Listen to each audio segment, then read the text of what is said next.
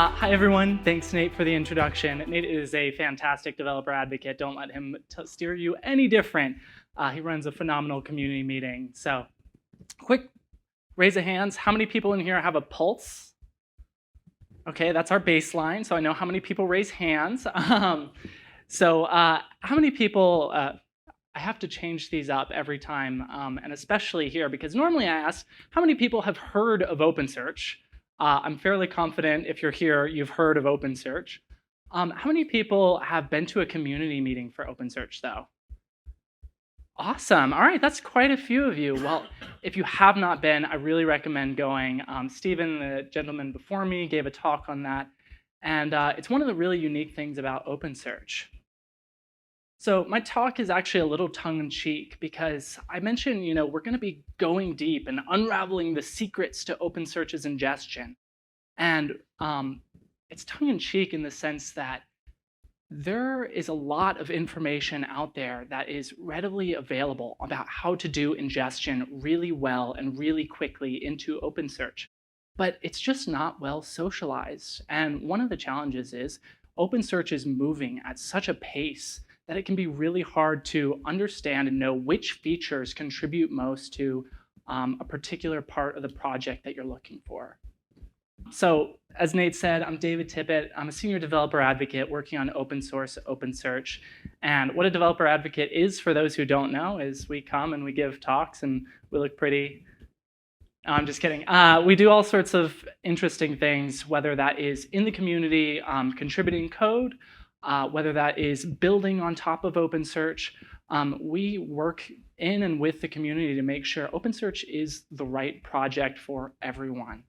So it's one of the phenomenal things. I was not a developer advocate to start with. I actually started as DevOps, data engineer, backend web developer, and I was constantly running into the challenge of, hey, we have 10, 100, a dozen servers, network devices, and how do we understand what's going on all of them all the time without having to go and log into every single one of them to try and get down to the root of a problem? And that's actually how I came across OpenSearch, was actually Elastaflow, which is a project that is here. I was up until 2 a.m. last night so I could put these two numbers on the board. This is our goal today. We should get 65% faster ingestion. Again, for your corpus, it may be a little bit different. I'm using the Wikipedia corpus to test all of this. And 19% storage savings. And it looks a little bit, I wish I hadn't used dashes because it looks like we are reducing our ingest. We are actually improving, believe it or not. But yeah, apologies if I'm a little wired. I went up to my room and shotgunned a Red Bull like any responsible adult would before this talk, because I was up till 2, like I said, to put these two numbers on the board. This code will be available after the fact. I do not have it to put on screen today because it is in a very sad state. However, I'm using the strategies and the techniques that we'll be talking about. So the first one that when I came into the community, I just didn't know about, right? I came from a DevOps background. I never really touched OpenSearch. So it was like, I saw bulk. And I'm like, great, I can bulk upload. Well, there are a couple things that you need to know about bulk in order to get the most out of bulk. The first is threading and parallelism. So if you didn't know, a lot of the clients implement a single-threaded version of bulk. So you are tied waiting up for your single request to get in, to get ingested for the response before it sends the next request. OpenSearch is a distributed system. It can very much handle just about as much data as you can throw at it. So my first tip of the day is use our asynchronous clients. I'm calling out Python and JavaScript because those are the areas I have a lot of experience, but many of our other client libraries implement asynchronous execution. And that's really key in order to get your data into OpenSearch as fast as possible, because OpenSearch has a lot in the way of threads to allow you to write. And actually, fun fact of the day, there is an API to inspect how many threads are currently available in OpenSearch, what they're allocated to. I do not have that on these slides today. However, you can find them in our documentation, or I'm going to be tweeting about them very shortly. So, and there will be a blog as well to follow this. The second, and this one was really not apparent to me because I came from data engineering very extensively, where I had a tool for just about everything. And I trusted that tool to do exactly the right thing every single time I used it. So one of the really important things to do with bulk is you have to experiment to find the right size for your bulk request. When I started, I was using bulk requests with 10 to 15 documents in each request. Bulk can take a lot more than that. Just for reference, a lot of the recommendations out there I've seen for bulk is anywhere between 5 and 15 megabytes per bulk request. So again, test, figure out what works for your document corpus. Again, if you have huge documents, I was using Wikipedia, so the documents are really large because it's an entire Wikipedia page. But maybe your documents are smaller. I mean, maybe you could fit as many as 10,000 documents into a single bulk request. Another thing is take advantage of our helpers. We have all these client libraries, and many of them have helpers that can allow you to do chunking, do the NDJSON formatting. That was one that was so frustrating me getting started. I was like, what is NDJSON? I don't get this. I'm like trying to write this all myself, and come to find out, we have these phenomenal helpers in OpenSearch. And if you don't find a helper for the method that you are looking for, feel free to contribute one. All of our clients are almost completely held up by our community, and we're really proud of that. So take advantage of the bulk helpers. If you come across an issue, like I actually did come across a little bug that I found, and will be contributing it not at 2 a.m. because I was like, I just need to get my presentation working at this point. But please contribute those back. And here's a little alert. Is everyone awake? Show of hands. I'm going to make you guys raise your hands like 10 more times. You just wait. So bulk may succeed, but return failures. This was one that tripped me up quite a bit because I was ingesting documents and I couldn't understand, why aren't my documents there? Like bulk return to 200, what's wrong? And this is where I found out, oh yeah, bulk returns failures. So it's important to make sure when you have an ingestion process that it's, I'm going to try and say the word DBUs, idempotent. Idempotent, thank you. Words are not my specialty, despite being a developer advocate. But you should be replaying and retrying these requests. And those helper libraries that I mentioned earlier can help with that. They have backoff and retry settings, which are also important to make sure you're not overwhelming your cluster. So again, make sure you are inspecting the results. Look out for 429s, which is too many requests, and have exponential backoff such that you don't overwhelm your cluster. One of the next things I'm going to be talking about is our indexing strategies. One of the first ones that I think I didn't know about when I was getting started was OpenSearch provides a set of what it describes as reasonable defaults. We know kind of what works well, what's going to be stable, but there are a lot of other settings that you can tweak such that you can get the most out of OpenSearch. So a really great example of this is increasing your heap to 50% of your memory. So out of the box, OpenSearch comes with a default max and min size of heap of 1 gigabyte. If you have a 32 gigabyte node, you can take advantage of a lot more of that. So make sure you're setting these with, you can either set it in config JVM options if you're running with Tarball, or you can export it as a variable if you're running in something like Kubernetes or Docker. And of course, my timing's a little bit out of date on these, but another one is changing the refresh interval. So not many people know this, but every single second, OpenSearch is going to inspect what has been ingested and then try and refresh it and send it to replicas every single second. How many of you, show of hands, are checking your dashboards every second? Exactly. Most of us can tolerate a much larger refresh interval. I've seen anywhere from 30 seconds is a pretty standard to bump it up to a minute, 5 minutes, 10 minutes. maybe even hours. Maybe you're just collecting this data to be analyzed at a later date and time. So changing your refresh interval is a really great way to squeeze more out of that node because you're freeing up that to not be sending those refreshes every second. Another really great one is increasing the translog flush interval. And there's the rest of that one. So the translog is kind of a temporary store before it's committed into the index completely. The translog has a default of 512 megabytes before it gets flushed.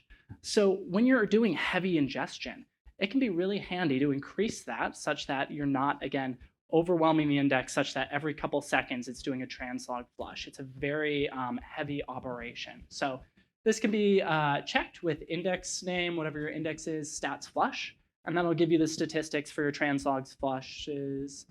And then additionally, it can be configured, and I just noticed I think I put the wrong, I think it's indices.translog flush threshold size.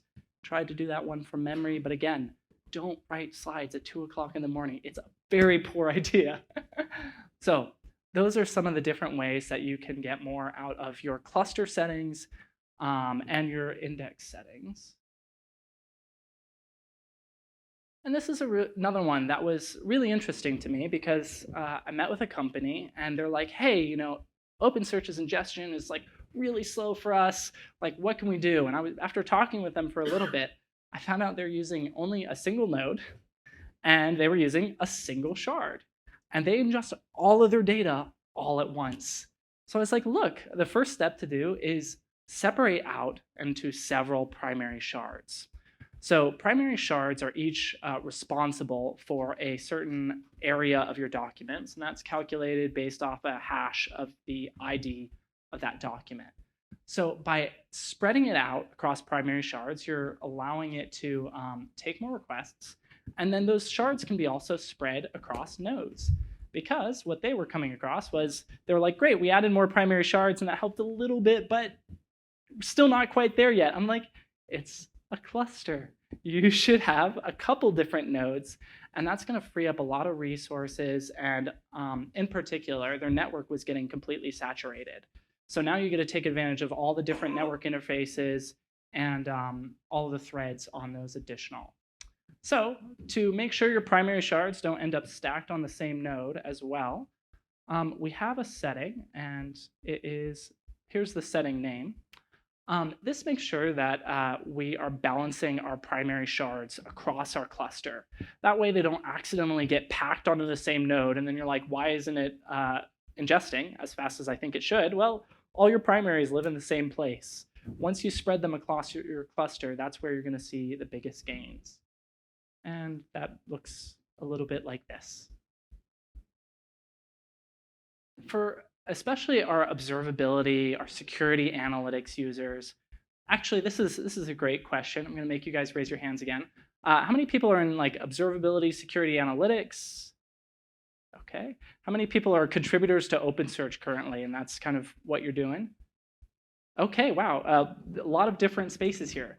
So several people don't actually need to use replication. There are a lot of different ways to get consistency and durability on your data, and replication doesn't have to be it. What replication does for a lot of people is it helps them scale out when they're doing lots of querying. But you might take and you might set aside a set of nodes, and those nodes' only purpose is to ingest documents. So turning off replication is a really great way to free up resources to allow all of your primary shards to take full advantage of the resources that they have at hand. And you can configure that with index number of replicas. When replication is necessary, you can use segment replication. How many people have heard of segment replication before today? Wow, okay, well, I'm so glad. The next slide will explain in detail what segment replication is. This was a new feature that was released in 2.7, and this comes with some of the challenges that I mentioned. We're growing and we're iterating so fast that it's very challenging to distribute all the information about OpenSearch, what it is, and what's new. So, and when you're using segment replication, you want to make sure you increase your refresh interval, and I'll tell you a little bit more about that in the next slide.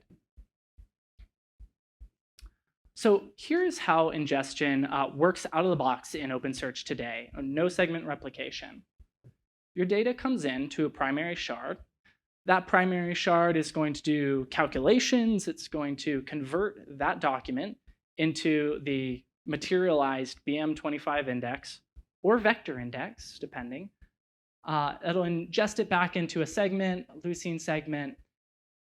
Then after it has done that, it's going to send the original document unprocessed into any replicas. I think you guys might see where I'm going here. We've just done all this work on the CPU to ingest this document into a Leucine segment, and then now we're just going to redo all that work on a replica, and then that replica does all that work and then puts it onto a Leucine segment. That's a lot of extra work that it's doing. So what we've done is I said enabled in one talk, and I got someone told me it was a lot of work to enable. We have built-in Leucine segment replication into OpenSearch. And what this does is instead of copying the original document over, it's going to take several documents that have already been ingested into the Leucine segment, and it's going to copy that Leucine segment over the network. Now we've freed up our CPU to be able to do much more ingestion because maybe that node that the replica is on maybe has some primary shards. It can now free that up for ingestion on those primaries. There are two things to watch out for here, though. Number one, your network bandwidth is going to be much higher. Instead of sending a single small document over, we're sending much larger Leucine segments that are composed of multiple documents, and they're expanded into their materialized indexes. So you're going to need more network bandwidth between nodes, and you're going to want to reduce your refresh interval. You don't want to be sending Leucine segments over the network every single second. So that is one of the key points here. Additionally, we have circuit breakers. These circuit breakers ensure that if a node or a replica falls too far behind, we don't accidentally overwhelm the network. So there is a merge setting. Oh, merge settings is a separate one, but there is a segment replication setting to circuit break that and ensure you're not overwhelming your network. So that is segment replication. Again, for our observability and our analytics users, if you are using replicas, I strongly recommend using segment replication. Some of our partners have mentioned they have seen up to 50% less CPU utilization across their cluster after enabling this. And this can be done on either a per index or per cluster. So you can set it for the cluster and forget it, and that will be the default, or you can set it per index. Another really common pattern that I've seen over and over again when I'm talking to people is the index state management strategies. So earlier I mentioned, right, we're spreading out some of the work across these primaries across our cluster. Well, for observability users, we'll fill up an index and we'll either have that roll over to a new index when it reaches a certain size, whether that's, a couple gigabytes, hundreds of gigabytes, whatever that may be, or after a certain time period. I personally just roll over my indexes day over day. But when we roll over our index to basically be a read-only index, we're not performing new updates, right? Logs aren't coming in from yesterday, today, probably. So what we can do is we can execute an index state management shrink. This takes advantage of OpenSearch's shrink operation, and what it does is it will freeze the index, and then we can tell it, hey, we don't need all these primaries blocking compute that other primaries might need for indexing. So we can reduce it down to just a handful of primaries. Maybe you start with 10 for ingestion and you reduce it down to 5 or 3. And then we can add replication. So now we're going to get much better performance on queries rather than on ingestion. And again, that's going to free up resources for other primaries to ingest more documents. How many people are using or have used ISM shrink before? Wow, okay, well, I'm so glad to be here talking to you today. This is, again, one of those really key strategies, especially when you're ingesting large amounts of data. One of the last ones I'm going to talk about pretty heavily is Z-standard compression. So I'm not going to go into too much detail because there is a really great talk coming tomorrow on Z-standard compression that you all should attend. But Z-standard compression is a new compression codec that we have added into OpenSearch, and it does 3 things for us primarily. Number 1, it increases the throughput that you can get with compression. So here we see a 14% increase in throughput on Z-standard no-dict. That means that you are going to fit more documents in quicker, and they're going to get compressed. The second is the P90 latency is better. So P90, for those who don't know, is a measure of how many fall outside of like the 90th percentile. And these could be documents that are challenging to compress. They might cause spikes in the compression. So having a lower P90 means that you are more consistently compressing documents. And that's really important for planning on your index. You don't want to plan an index and then all of a sudden have spikes in your compression algorithm that end up backing up your cluster. And then the last thing is Z-standard is what's called a, I'm going to use the wrong word here, but we'll say tunable compression algorithm. Z-standard allows for 6 different levels of compression. So along with getting this increased throughput for compression, better consistency, you can tune it to say whether you want documents more compressed or less compressed. And that will affect your overall performance for compression. And again, this is really important when you have large indexes. We've seen people ingesting up to terabytes of data a day. That is expensive to store. So Z-standard compression is one of the really great ways that you can affect that. The last thing that I kind of want to talk about is all of this is information that actually already lives in OpenSearch's documentation. We have a documentation page that covers tuning for ingestion, and I highly recommend check it out. And if your results are different from ours, please contribute to that. We all need to share our knowledge as much as we can, and in particular in the areas of understanding how OpenSearch performs under load. It's super important for us to have that consistency and to be able to rely on that. Additionally, for all of our client libraries, we could really use people who are handy at benchmarking, people who can read flame graphs and go and say, hey, we're missing seconds because this operation takes too long to access memory, or while this is accessing storage, maybe we can perform some other work. So again, please check that out. Please contribute. Additionally, there are a lot of repos that can help you with ingestion. I'm going to call out Data Prepper. It's phenomenal. And if you have not tried it, please do, because Data Prepper is built with OpenSearch in mind and will help with many of these challenges that I've mentioned today. So with that, I'm going to say thank you. Thanks, David. Thank you all.